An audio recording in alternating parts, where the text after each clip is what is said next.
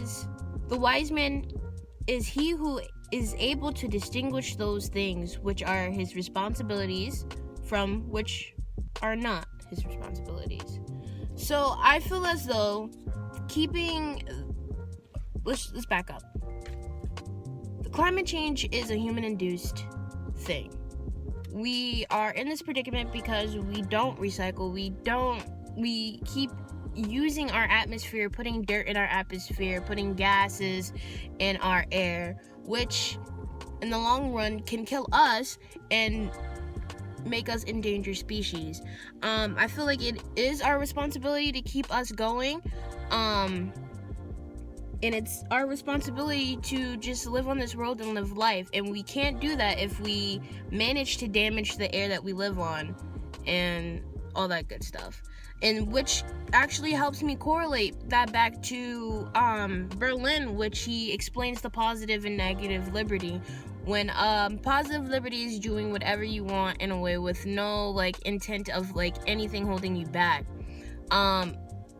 We're not being held back, or it's not a law for us to recycle or just to use earthier, more products for the world. It's our choice in what we want to do. If it was a law, which is negative liberty, then we would have to keep our stuff in the recycling bin. I think it is a law that there's certain items that you should not put in a garbage can, which can cause damage into our environment. With that being said, I feel like it is our responsibility and it is our goodwill to, relating that back to Kant, it is our goodwill to just help the world, just to actually, we're living on this physically on the world. It's time to give back. It's giving us life, so now it's time to actually reciprocate that and just to give it back life instead of hurting it with its gases. And when I think about it, it really made me realize that a lot of rich nations do use a lot of atmosphere for their products and for their greed, not realizing that it does hurt our environment. It does kill us off, and that brings the irony into it all. It's making you money, but it's also killing us. So what is the point of having all of this riches in the long run? But we all gonna die at some point. But it just brings irony to it all. And yeah, I hope you enjoy this very much. So what I found is that as of right now, our energy is supplied mainly by oil and natural gas, and it is hurting our environment. It's not good. It pollutes the water and the air, and we need to switch. I found that solar and nuclear are viable options. Wind is also an option, but I don't really agree with it. I think it takes up too much space and too much time for how little power it creates. It could develop better. It could get better. But I see majorly solar and nuclear taking over our power needs and creating safer energy. Solar has made great developments. It harnesses a lot of the sun's energy. More than it ever has, and nuclear is great too. It has become safer.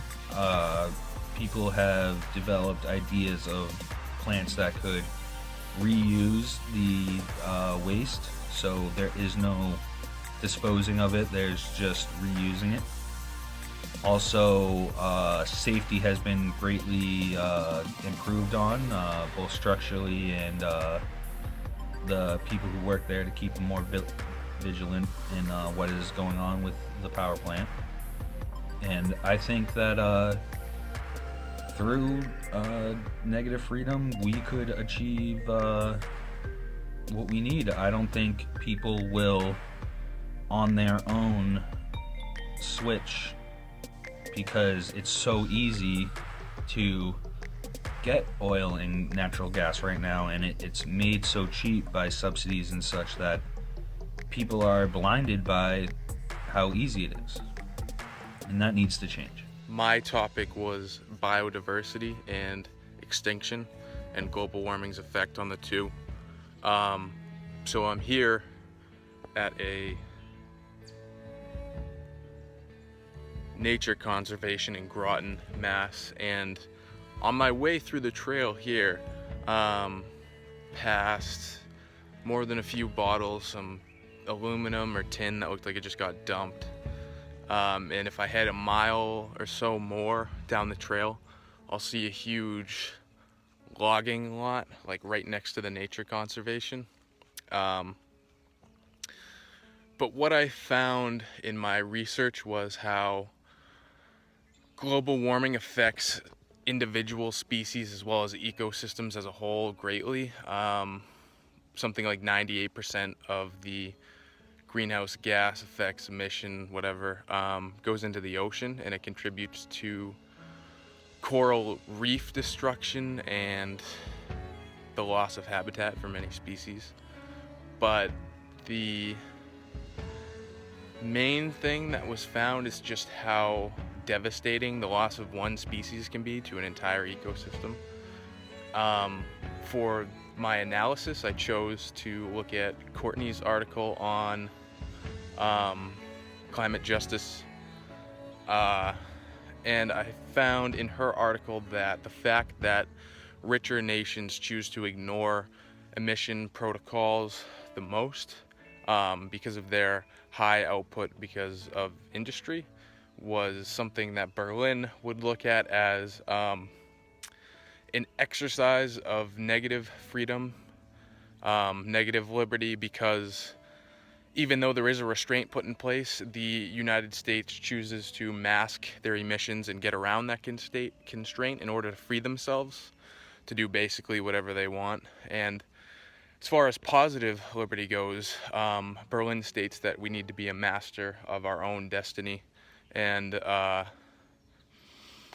essentially what we're doing is looking at our nation as a whole as just sort of an output machine. All we really care about is our way of living, how big our cars are, how nice our cars are, same for the house, and we don't, as a nation, look at the whole environment as something we're affecting.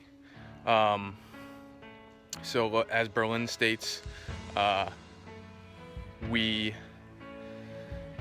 Berlin states that somebody playing in a symphony is doing so freely because they choose to play in that symphony and they understand what playing at that symphony is, and they take it as a part of themselves to play in that symphony.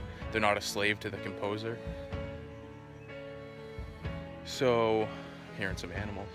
For the most part, we just need to look at ourselves and understand the issue in order to truly ingrain in each individual the want to save the environment, not necessarily save, but help the environment by recycling, reducing our emission in any way possible, and to understand the issue and to understand why we need something like this allows us to exercise our positive freedom just as much as throwing out a piece of garbage on the highway, because we understand the importance and the want and ingrain in ourselves that we need to as a whole in order to preserve ourselves. So,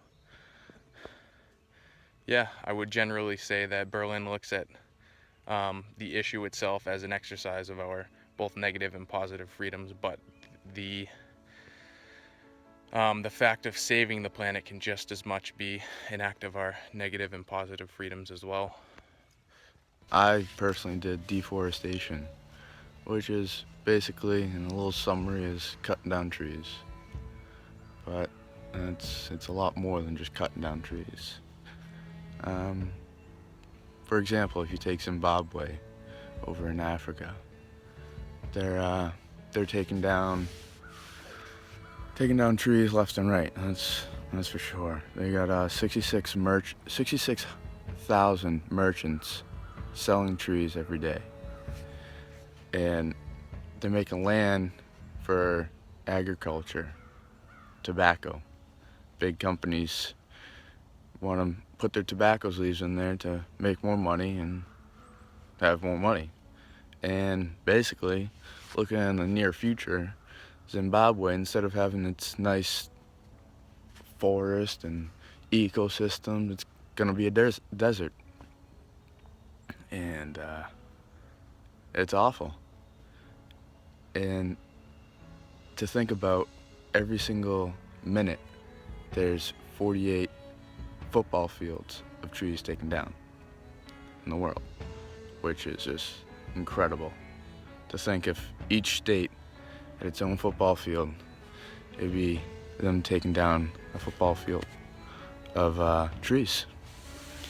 And to think of trees as just these big tall things that just do nothing is an understatement, because they do a lot. They filter our CO2 to create oxygen. Without oxygen, well, I don't know if we'd be around, which is pretty strange to think about.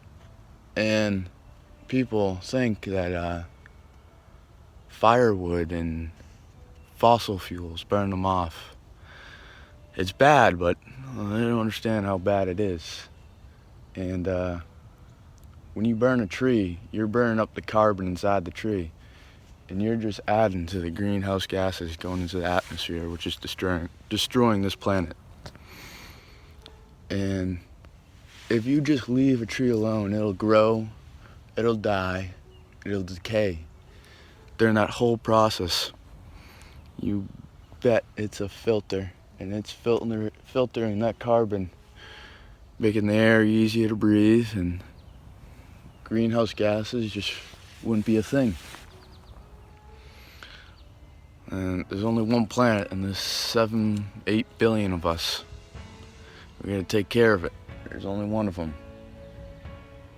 And it's not clicking for people. Amazon rainforest down in South America, it's on its way out. And it'll be a desert or a big city soon. So instead of taking down trees, we need a new solution, a new way. And it's awful to think about that we're ruining this planet, and without trees in the ocean, CO2 levels just keep rising, and that'll be bad news. And that's all I got. We gotta save this planet, and it's one tree at a time, that's for sure.